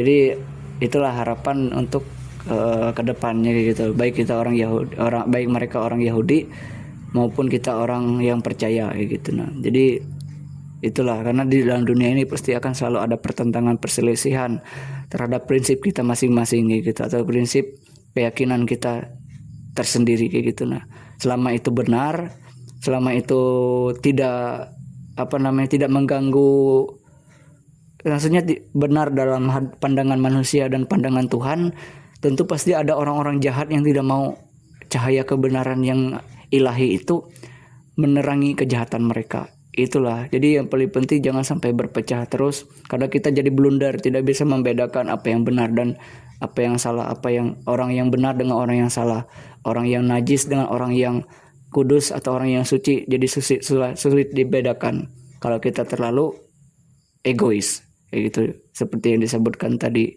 bahkan keluarga sendiri pun bisa digadai. Nah, kemudian kita lanjut tentang perjamuan kudus. Setelah Yesus tadi setelah kejadian-kejadian yang tadi kita sebutkan tadi mengenai apa sih yang terjadi dari komunitas orang Yahudi ketika Yesus ada, dan pertentangan yang terjadi di antara mereka kayak gitu, nah sesama orang Yahudi, karena Yesus juga orang Yahudi, orang Israel juga kayak gitu. Nah tentang perjamuan kudus selanjut ini kita bahas tentang perjamuan kudus, di mana perjamuan kudus ini terjadi ketika Yesus mau disalib kayak gitu. Yesus tahu bahwa dia akan disalib, akan menderita kayak gitu. Nah, dia tahu bahwa penggenapan penebusan Allah yang terakhir untuk selamanya itu terjadi di momen ini. Nah, ini merupakan perjamuan roti tidak beragi dan anggur kayak gitu. Nah, roti tidak beragi dan anggur yang pernah dirayakan oleh orang Israel yang disebut Pesak atau Paskah. Nah, perjamuan kudus ini merupakan salah satu sakramen utama atau perintah yang paling penting dalam kekristenan, yang juga dilakukan oleh masyarakat Yahudi atau tradisi orang Yahudi. Juga mengadakan perjamuan roti tidak beragi dan dengan anggur, yang merupakan pengingat bagi mereka ketika nenek moyang mereka di tanah Mesir itu dibawa keluar oleh Nabi Musa, dan juga sekaligus pengingat kejadian tulah ke-10 ketika Nabi Musa menulahi orang Mesir atau menulahi bangsa Mesir yang pada waktu itu memperbudak orang Israel selama 400 tahun di sana, melalui tanda keselamatan atau meterai Allah dalam hal ini yang melintasi bangsa Mesir dengan darah anak domba kayak gitu. Nah, maksudnya dalam hal ini meterai Allah yang pada waktu itu sebagai simbol kayak gitu, yang memiliki makna Pesak atau Paskah, yang artinya melewati atau melewatkan gitu. Nah, yang dalam bahasa Ibrani kayak gitu. Nah, perjamuan kudus atau Paskah ini juga itu dilakukan oleh Yesus dan juga murid-muridnya kayak gitu. Nah, dan makna Paskah kali ini itu berbeda daripada Paskah yang dilakukan oleh orang Yahudi. Nah, kenapa sih Yesus merayakan Paskah jauh sebelum dia disalib? Karena memang perayaan Paskah atau perjamuan kudus itu kalau nggak salah bukan cuma 1 hari, tapi kalau nggak salah tuh 2 bulan lebih lah dari bulan, pokoknya ada bulan Yahudi pada waktu itu, jadi penentu kapan mereka melaksanakan ibadah Paskah atau ibadah perjamuan kudus atau ibadah perjamuan kudus untuk memperingati nenek moyang mereka atau bangsa mereka yang pernah diperbudak di wilayah Mesir gitu, atau di bangsa Mesir yang disebut sebagai Exodus kayak gitu. Nah, dalam keyakinan Kristen atau umat Kristen, perjamuan kudus atau Paskah itu atau perjamuan Paskah itu merupakan penggenapan sekaligus perintah dari Yesus Kristus sendiri mengenai dirinya sebagai anak domba Allah. Nah, tadi kan di dalam perjanjian lama kan ada tulah ke-10 yang menggunakan darah anak domba, anak kambing kayak gitu sebagai tanda. Nah, di kemudian hari peristiwa ini pun digenapi, artinya di masa lalu ketika tulah ke-10 itu kan bayangan. Jadi perjanjian lama itu bayangan yang akan menggenapi di dalam Yesus semua kayak gitu. Nah, semua dalam Taurat itu digenapi dalam Yesus sebagai anak domba Allah, sebagai korban dari Allah kayak gitu. Nah, semua korban-korban, baik itu korban bakaran, korban sembelihan, korban santapan di perjanjian lama yang dilakukan oleh para nabi, oleh Nabi Musa dan hukum Taurat, itu digenapi melalui Yesus Kristus sendiri, yang dalam hal ini dia menurut keyakinan Kristen di dalam pembahasan kita juga di video sebelumnya sebagai sebagai imamnya Allah. Bukan imam Allah saja, tapi Allah sendiri yang menjadi imam, dan imamatnya Yesus Kristus itu sendiri itu lebih tinggi dari imamatnya Harun, dari Imam Harun gitu, lebih besar dari Imam Harun sebagai imam agung yang dipercaya, yang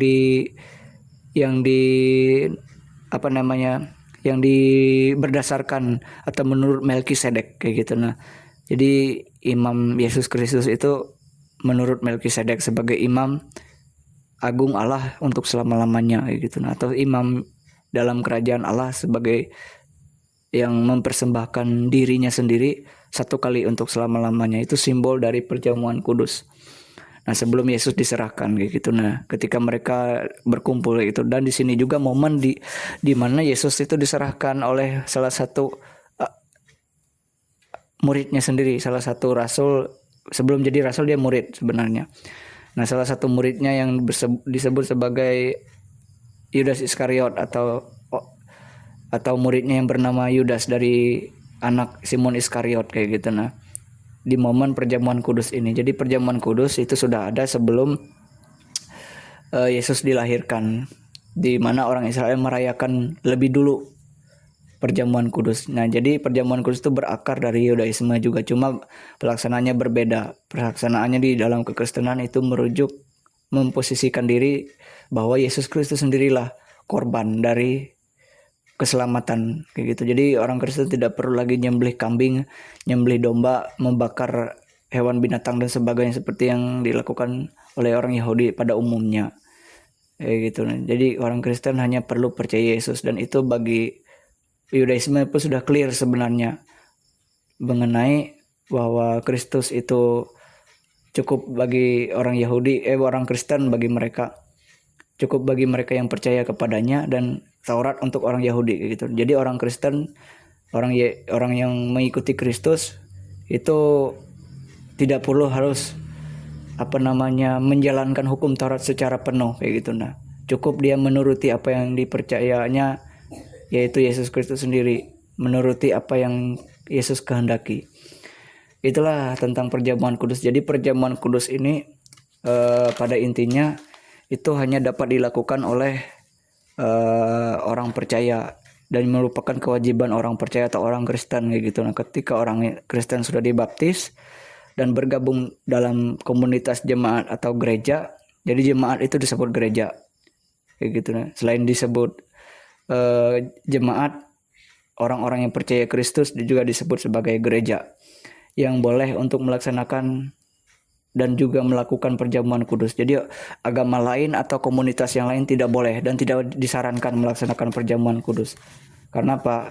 Perjamuan kudus itu mempunyai simbol atau makna atau tanda gitu, tanda atau simbol yang bermakna bahwa jemaat atau gereja yang sudah percaya itu meyakini bahwa melalui perjamuan kudus itu simbol dari roti itu sendiri simbol dari tubuh Yesus, dan juga anggur itu adalah darah Yesus sendiri yang tercurahkan kayak gitu. Nah, melalui penderitaan dan kematian dan kebangkitannya kayak gitu sebagai anak domba Paskah Allah kayak gitu. Nah, yang menggenapi seluruh isi hukum Taurat dan nubuatan para nabi sebelumnya kayak gitu. Jadi perjamuan kudus itu yang diyakini sebagai simbol karya penebusan Kristus.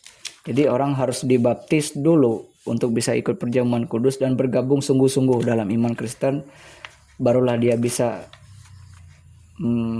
mendapat perjamuan kudus kayak gitu. Nah, harus sungguh-sungguh kayak gitu. Nah, karena kalau orang Kristen pun tidak bisa ikut perjamuan kalau dia banyak sekali melakukan pelanggaran yang mungkin fatal, sehingga harus ada proses lebih lanjut kalau ingin melakukan perjamuan kudus atau menjadi majelis kayak gitu. Nah, menjadi bagian pelayanan kekristenan, menjadi orang yang memberitakan Injil, itu harus fokus dengan dirinya sendiri, dengan Tuhan dulu. Jangan ikut-ikutan orang, harus fokus dengan imannya sendiri dulu. Bagaimana dia dengan Tuhan gitu. Jadi itulah intinya dari perjamuan kudus, bahwa kita tidak bisa melaksanakan, bukan kita tapi seseorang atau pribadi tidak bisa melaksanakan perjamuan kudus tanpa dibaptis dan juga percaya. Nah, gitu. Sebab perjamuan kudus dan baptis itu sebenarnya tanda, tapi dia harus percaya tanda itu arahnya memang ke Yesus sendiri sebagai juru selamat kayak gitu. Dari namanya sendiri pun Tuhan menyelamatkan. Jadi kalau seseorang itu ingin memperoleh keselamatan yang penuh, yang totalitas, yang sepenuhnya di dalam Tuhan Yesus, dia harus dibaptis dan ikuti perjamuan. Kalau dalam sakramen Kristen yang kalau dalam Kristen mula-mula memang hanya 2 sakramen itu, tapi kalau dalam Kristen yang sekarang kan ada Katolik, ada Kristen Protestan dan Katolik. Sebenarnya Kristen tuh hanya ada satu, Katolik dan Protestan, satu sebenarnya Kristen tuh. Tapi entah kenapa di Indonesia Katolik dan Protestan itu dipisah jadi 2, padahal Katolik dan Protestan itu adalah Kristen. Makanya disebut Kristen Katolik, Kristen Protestan, bukan Katolik lalu Protestan itu Kristen, bukan, tapi satu agama di atas satu payung yaitu Kristen, yaitu bagian dari gereja lah intinya gitu. Nah, jadi pada intinya gereja itu bukan milik gembala, bukan milik hamba Tuhan, bukan milik majelis, tapi milik Allah sendiri. Jadi jangan kaget bahwa jemaat bisa lebih baik dari majelisnya, kemudian jemaat bisa lebih layak daripada hamba-hamba Tuhan, karena tujuan komunitas atau gereja itu berdiri atau persekutuan itu ada, itu hanya sebagai rumah sementara atau penginapannya di bumi untuk membuat imannya tumbuh. Tapi ketika ia sudah benar-benar sungguh percaya, dirinya sendirilah gereja gitu, tanpa harus dia bukan tanpa harus ibadah sih, maksudnya tanpa harus dia khawatir gitu akan kondisi dunia kayak gitu. Nah, dia sendiri sudah jadi gereja, dia bisa jadi berkat bagi orang lain kayak gitu. Jadi intinya perjamuan kudus adalah simbol yang memiliki makna. Nah, dan untuk melakukan perjamuan kudus tidak boleh sembarang orang, tidak boleh semua satu komunitas lain atau agama lain melaksanakan perjamuan kudus dan juga pembaptisan. Hanya boleh dilakukan oleh orang Kristen, oleh majelis atau pendeta atau hamba-hamba Tuhan, baik itu di dalam Katolik disebut sebagai uskup atau pastor gitu. Nah, tidak boleh dari agama lain, karena kalau ada hal yang seperti itu terjadi, maka kekristenan akan mencap itu sebagai dogma atau bidat gitu, atau ajaran sesat gitu. Kenapa tidak boleh ada 2 tuan atau ajaran Yesus gitu, tidak boleh ada 2 agama yang sudah tidak boleh ada, sudah intinya gini, jika Yahudi dan Kristen saja sudah clear masalah keyakinannya, maksudnya dalam tanda kutip Kristen itu pasti arahnya ke Kristus dan Taurat untuk Yahudi, karena Rasul Paulus pun sudah membela itu mati-matian kayak gitu. Nah, di dalam konsili di Yerusalem kayak gitu. Nah, jadi sudah cukup lah bagi cuma kita lebih fokus untuk membenahi diri supaya kita bisa jadi orang yang benar menurut keyakinan kita yang kita yakini, dan juga kita bisa berwaspada terhadap kemungkinan akan kejahatan dunia kayak gitu. Nah, gitu. Nah, kemudian setelah Yesus Kristus tadi mengadakan perjamuan sebelum dia disalib, sebelum dia menderita, tadi dicambuk dan sebagainya, pokoknya banyak lah sebelum dia melaksanakan karya penebusan.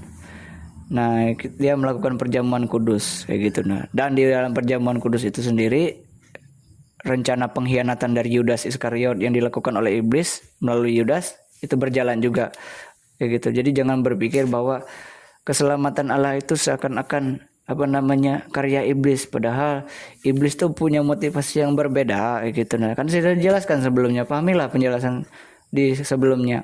Iblis dengan Allah itu beda kayak gitu. Nah, beda motivasi, beda tujuan. Kalau iblis itu untuk menghancurkan orang benar, menghancurkan orang yang beriman kepada Tuhan, kepada Allah.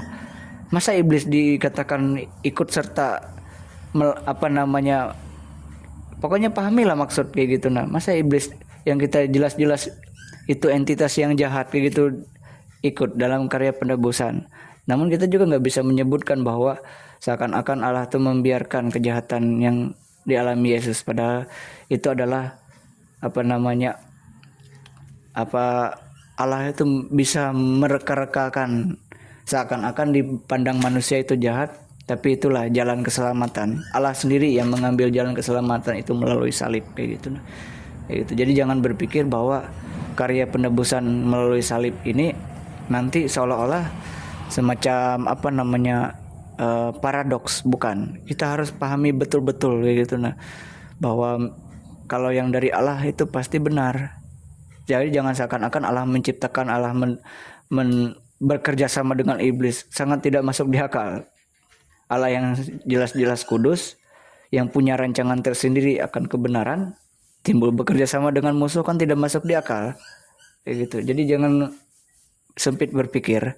Kayak gitu. Nah, jadi harus pahami kalau Allah punya tujuannya tersendiri untuk menyelamatkan, punya motivasinya, kayak gitu. Nah, punya rancangan, kayak gitu. Iblis memang punya rancangan, tapi arahnya kita tahu lah intinya iblis itu apa. Namanya juga iblis, pasti punya rancangan. Nah, inilah hasil dari rancangan iblis, yaitu untuk merujuk kepada penyaliban Kristus. Walaupun kalau kita pahami secara keyakinan Kristen, menurut keyakinan Kristen, memang ini nubuatan para nabi. Memang karena iblis itu menyebabkan dosa, sehingga orang lain banyak mengikuti iblis daripada mengikuti Allah. Jadi Allah sendiri yang harus melawan iblis dengan menghancurkan maut, mengalahkan kematian. Jadi Yesus sendiri diserahkan kepada pemerintahan Pontius Pilatus di Romawi, karena Pilatus sendiri sebagai gubernur yang memerintah dari tahun 26 hingga 36 Masehi pada waktu itu di daerah kekuasaan Yudea, atau di kawasan Yudea di Israel pada saat itu. Kayak gitu. Yesus di situ dijatuhi hukuman salib berdasarkan kesepakatan sebagian pemimpin agama dan politik. Nah, ini ada kesinambungan dari kisah sebelumnya, gitu. Nah, jadi jangan berpikir orang Yahudi itu semuanya baik. Pasti ada yang tidak suka, gitu. Nah, dengan fenomena-fenomena yang beda, gitu. Nah, dari mereka. Jadi tapi tidak semua orang Yahudi itu jahat. Hanya ada sebagian ya orang yang fasik, orang yang jahat, gitu. Karena memang yang namanya manusia di dunia ini, bahkan dalam satu negara pun pasti ada yang jahatnya, yang cari-cari keuntungan di balik kesempitan, cari-cari memanfaatkan situasi, gitu. Nah, untuk cari-cari keuntungan dengan segala cara.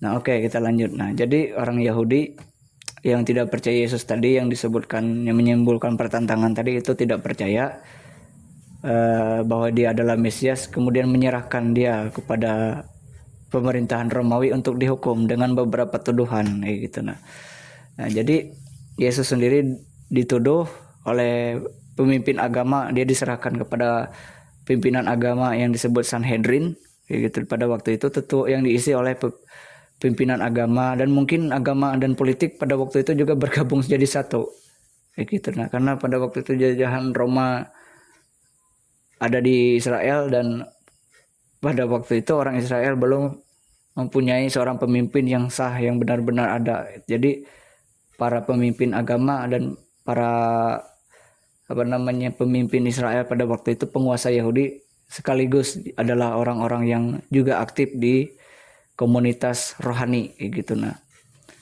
itu. Jadi mereka juga bukan bersepakat sih, lebih tepatnya kayak berdiplomasi dengan negara penjajah, kayak gitu. Makanya ada peristiwa kayak ada orang-orang yang semacam berusaha mengambil alih kemerdekaan pada waktu itu dengan cara kekerasan juga. Jadi banyak pertentangan pada waktu itu. Orang Yahudi itu, tidak semua orang Yahudi itu yang setuju dengan Roma, tapi ada yang juga yang berkompromi, gitu. Nah, jadi begini, orang Yahudi yang pada waktu itu yang percaya Yesus juga di sini ada. Mereka tidak ingin Yesus itu disalib. Makanya ada dalam kisah Alkitab tuh orang-orang putri-putri, atau pokoknya orang-orang atau perempuan-perempuan Yahudi yang menangis ketika Yesus disalib. Kenapa? Karena mereka tahu bahwa Yesus ini sebenarnya kesalahannya tidak sampai sesalah itu, kayak gitu, sampai sebegitu beratnya kesalahan. Kan tidak segampang itu orang langsung dijatuhi hukuman mati.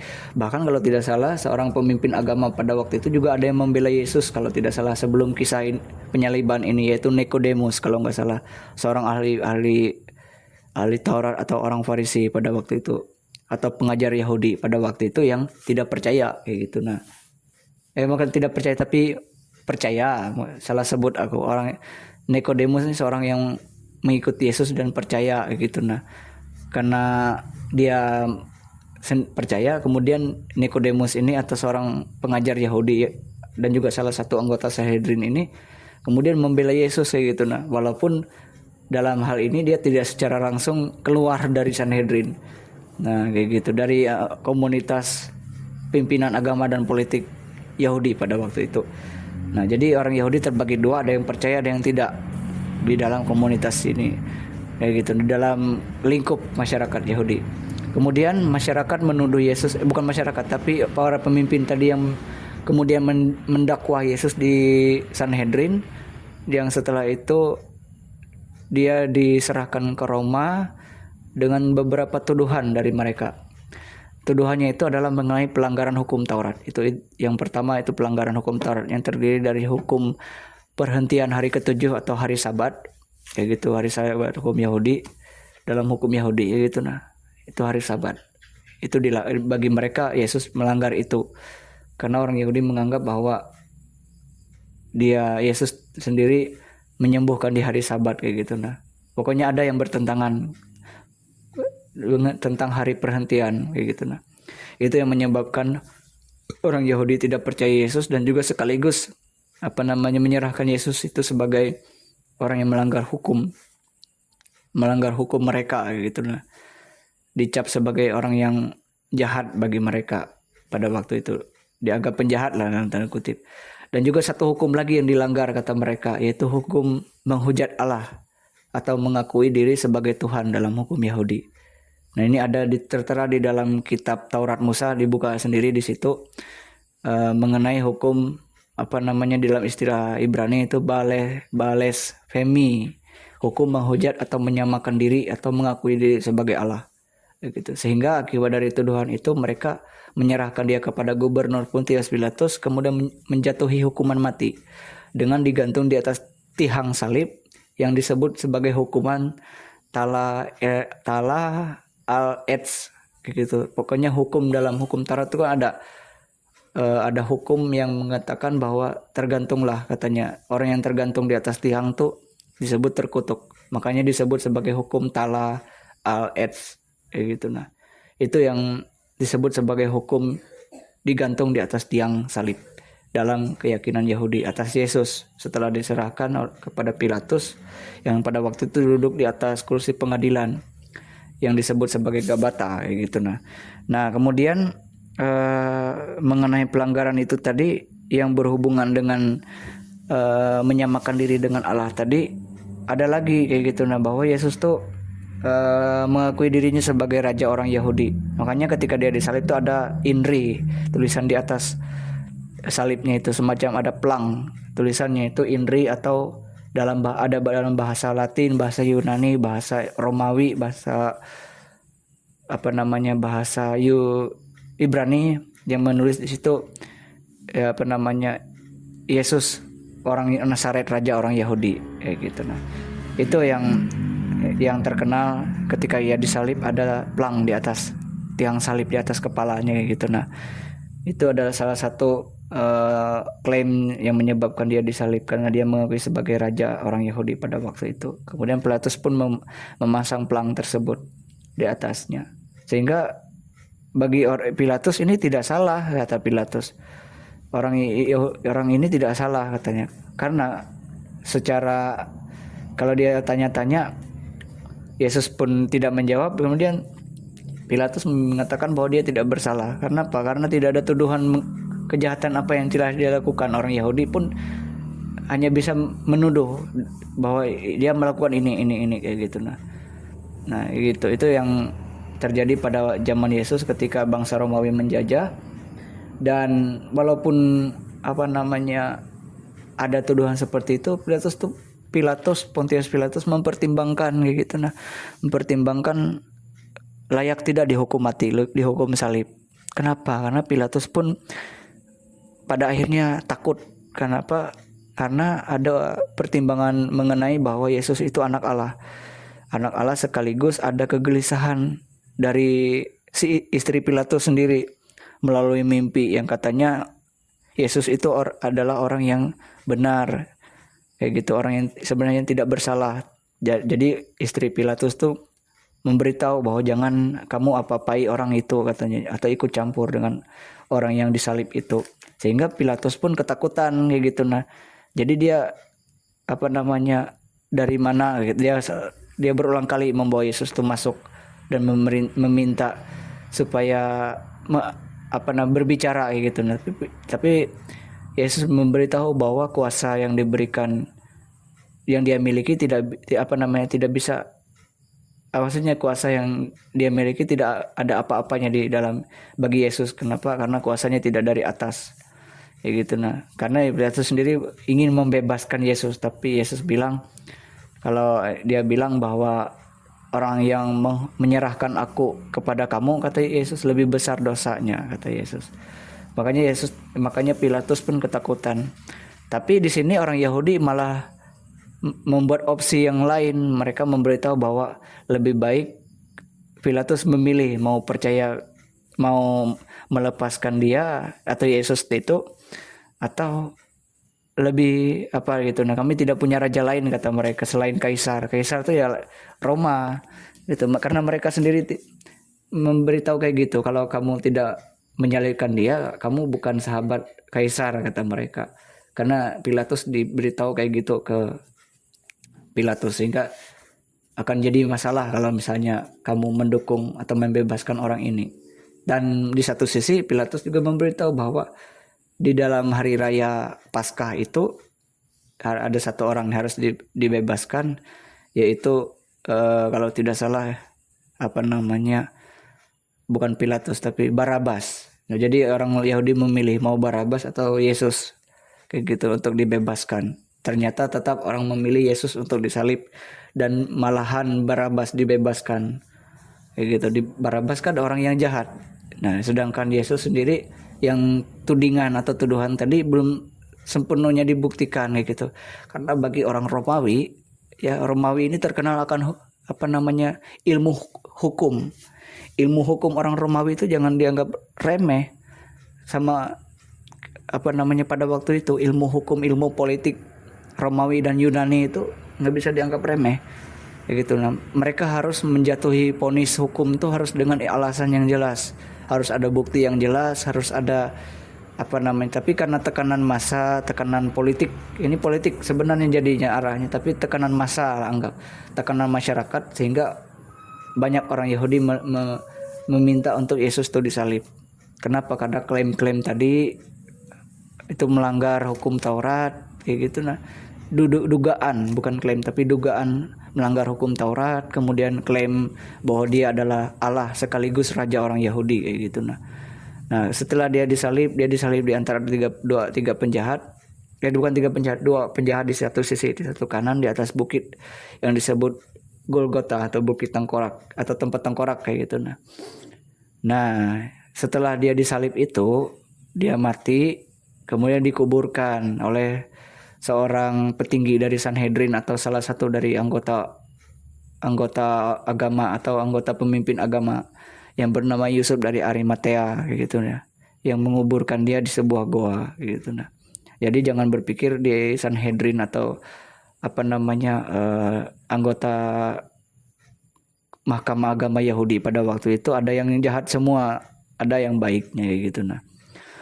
Kayak gitu. Nah, setelah 3 hari Yesus dinyatakan bangkit dari kuburan menurut keyakinan Kristen kayak gitu. Nah, dia bangkit setelah 3 hari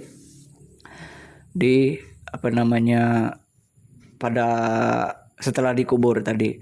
Kenapa dia harus bangkit atau dinyatakan bangkit? Karena orang Yahudi sendiri yang menentang dia, karena mereka mengatakan bahwa harusnya orang ini mampu menyelamatkan diri, kata mereka. Karena dia sendiri yang mengatakan, kata orang Yahudi yang mengolok-olok dia kan pernah berkata bahwa dia mampu membangun bait Allah, bait suci dalam 3 hari. Bahkan orang Yahudi menentang dia, orang lain dia selamatkan, kata mereka. Biarlah dia selamatkan dirinya sendiri kalau dia memang Mesias, kata mereka. Jadi dia ditentang.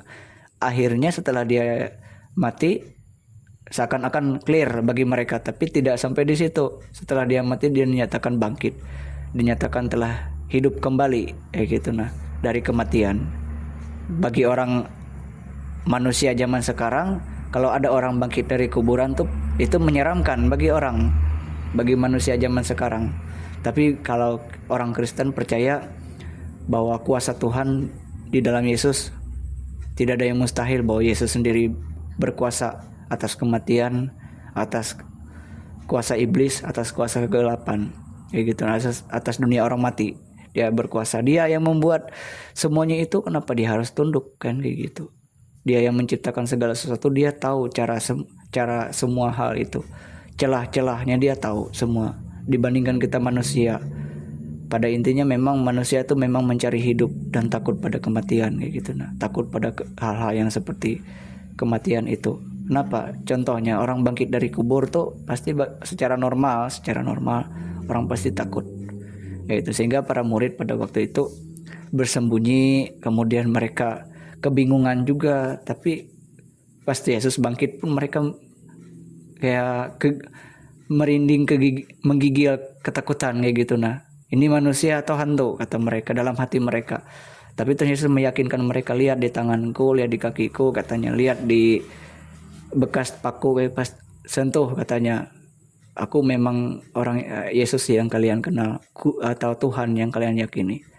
Kayak gitu. Jadi dia membuktikan dan menyatakan dirinya bahwa dia telah bangkit, dia benar-benar berhasil sekaligus sebagai Mesias, sebagai Allah. Kedua-duanya lah, baik Mesias dan juga Allah, dia berhasil menggenapi semua ketentuan hukum Taurat. Tinggal sebagian lagi yang belum digenapi, yaitu kedatangannya yang kedua kali, yaitu penghakiman yang akan dia lakukan, yang akan kita bahas setelah video-video yang mengenai Yesus Kristus ini selesai dipaparkan, kayak gitu. Nah, jadi ketika kebangkitan Yesus, tiga hari setelah Yesus bangkit, para murid pun akhirnya percaya, akhirnya mengerti, dibukakan mengenai penjelasan tentang peran Mesias pada waktu itu. Karena ketika Yesus masih hidup, masih bersama-sama dengan mereka sebelum disalib tuh, mereka belum mengerti bahwa nanti suatu hari di kemudian waktu Yesus tuh akan diserahkan, akan dihianati, akan disalibkan, bahkan bangkit pada hari yang ketiga. Tapi mereka belum mengerti, gitu. Nah, akan penjelasan tersebut, makanya Yesus bilang, kalian jangan cerita ke orang lain bahwa tentang hal ini pada waktu itu, gitu. Jadi Tuhan Yesus memberitahu, rahasiakan tentang ini, kata dia ke para murid. Sehingga apa? Ternyata kerjasama antara murid dengan guru tuh luar biasa, sehingga berhasillah rencana keselamatan itu. Dan orang Yahudi pun kemudian akhirnya sebagian dari orang Yahudi itu percaya bahwa Yesus itu berhasil bangkit dari antara orang mati, dan tuduhan tadi pun dipatahkan, gitu. Nah, artinya dia selain dia bisa menyelamatkan orang lain, dia memang bisa menyelamatkan dirinya sendiri. Apa sih yang mustahil bagi Allah, kan gitu. Kayaknya kita sendiri yang tidak tahu gimana di dunia orang mati itu. Masa kita gini, intinya pemahamannya gini, apakah kita harus mengalami kematian dulu baru kita percaya Tuhan, kan kayak gitu ya. Setidaknya percaya dulu Tuhan sebelum kamu mati, kayak gitu. Artinya percayalah, kayak gitu. Itu jadi itu dalam kekristenan. Tapi kekristenan tidak mewajibkan orang lain harus ikut kekristenan, harus memilih Kristen sebagai agama, enggak. Tapi pahami dulu dari awal, pelajari lebih baik, tambahi ilmu tuh, tambahi wawasan tuh, sebelum kamu masuk dalam kekristenan. Nanti kalau misalnya masuk ujung-ujungnya kecewa, keluar, nah itu lebih sakit lagi, gitu, lebih buruk lagi keadaan kamu daripada kamu masuk, kayak gitu. Nah, bahkan jika yang keluar dari Kristen, yang sudah lama Kristen nih, keluar nih, bisa hidup seperti orang anta beranta, apalagi yang kamu yang awalnya masuk bertobat, masuk Kristen, kemudian keluar lagi, itu bisa lebih parah, kayak gitu. Jadi itulah yang dapat kita bahas mengenai kematian dan kebangkitan serta kenaikan Yesus Kristus ini. Nah, silakan catat dan pahami sendiri itu bagaimana sejarah, bagaimana tradisi Yahudi memiliki benang merah atau centang biru yang tebal mengenai peristiwa keselamatan yang dilakukan oleh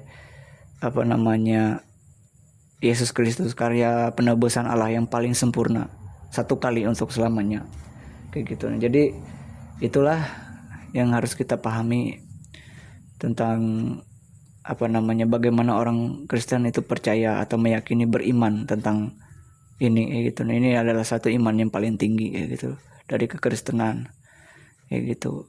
Hanya saja walaupun orang Yahudi menolak Yesus sendiri sebagai Mesias, tapi kita beri mereka waktu untuk memahami juga, karena siapa tahu kelak memang Injil akan kembali ke Yerusalem atau kembali ke Israel, tempat awal Injil itu lahir, yaitu Yesus Kristus sendiri. Gitu. Nah, itu yang dapat dipaparkan di pembahasan ini. Nantikan pembahasan berikutnya, mungkin tidak terlalu lama. Ini mungkin agak kelamaan karena ini karena supaya memangkas penjelasan gitu, karena ini kreator yang berbicara ini juga harus cepat-cepat kayak gitu. Nah, karena takut sinyalnya di lockdown atau apa gitu, atau proses penguploadannya jadi gagal gitu. Nah, lebih baik mungkin lama ngomongnya daripada harus belak-belakan potong-potong sana sini. Jadi gak apa-apa lah, tonton saja sampai 1 jam lebih, walaupun yang ditonton itu cuma gambar tapi omongan orangnya gitu, orangnya nggak kelihatan ya. Karena sebagai kreator juga perlu terlalu banyak menampilkan diri, karena kita sebagai kreator nih tidak mau ketenaran yang berlebihan gitu. Nah, karena biasanya orang yang cari hormat tuh kesannya nanti lupa orang lain, lupa keluarga, lupa dunia yang awalnya yang menerima dia. Jadi lupa yang dekat-dekat tuh jadi menjauh ya gitu. Nah, walaupun yang jauh mendekat, tapi yang dekat kemudian menjauh. Daripada kayak gitu, lebih baik sebagai kreator tetaplah gitu, nah, dalam keadaan yang penuh misteri ini kayak gitu. Nah, sama seperti Allah. Jadi Allah itu pun bukan berarti kreatornya menyamakan diri dengan Tuhan seperti yang dilakukan Yesus, bukan, tapi sama seperti ya gitu. Seperti itu ibarat Allah itu sendiri tidak Allah Bapa itu sendiri tidak secara langsung menampakkan diri, tapi dia berseru dari langit, dari tempat maha tinggi kayak gitu. Sama begitupun Kristus yang sekarang ada di tempat di sisi kanan Allah Bapa, bukan berarti ada 2 kursi lah, tapi di tempat di mana surga itu berada, itu hadir melalui Roh Kudus kayak gitu. Nah, jadi semua hakikat ilahi itu saling bekerja sama dan bertanggung jawab gitu. Nah, mungkin itu yang dapat disampaikan sekarang oleh kreator. Harapannya pelajari lebih baik tentang keyakinan Kristen ini sendiri, yang pasti berakar dari Yudaisme. Awalnya memang Yudaisme, tapi karena ini yang diyakini adalah Yesus yang orang Yahudi pasti kenal, sehingga ada perbedaan. Nah, jadi orang Yahudi dan Kristen sudah saling bertoleransi, saling mengakui satu dengan yang lain, walaupun secara teologis itu berbeda. Karena siapa tahu nih Allah tidak ingin kayak gitu, nah, saling tuduh menuduh, saling menyakiti, saling berbuat jahat satu dengan yang lain. Itu malah lebih parah daripada sekedar melanggar hukum Taurat kayak gitu. Nah, kalau sampai bertengkar atau membunuh orang lain, tapi kesalahannya kita tidak tahu kayak gitu. Nah, kayak gitu. Jadi harapannya kita sama-sama belajar, sama-sama sharing kalau dalam bahasa Inggris tuh. Itu yang dapat kita pahami sebagai kreator. Nah, nantikan video berikutnya. See you next time. Sampai jumpa.